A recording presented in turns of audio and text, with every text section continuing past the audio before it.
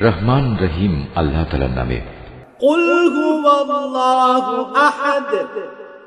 হে মুহাম্মদ সাল্লাল্লাহু আলাইহি ওয়াসাল্লাম, তুমি বলো, তিনি আল্লাহ, তিনি একক।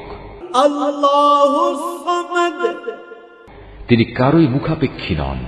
লাম ইয়ালিদ ওয়া লাম ইউলাদ। তার থেকে কেউ জন্ম নেয়নি, তিনিও কারো থেকে জন্মগ্রহণ করেননি। ওয়া লাম ইয়াকুল লাহু কুফুওয়ান আহাদ। আর তার সমতুল্য দ্বিতীয় কেউই নেই।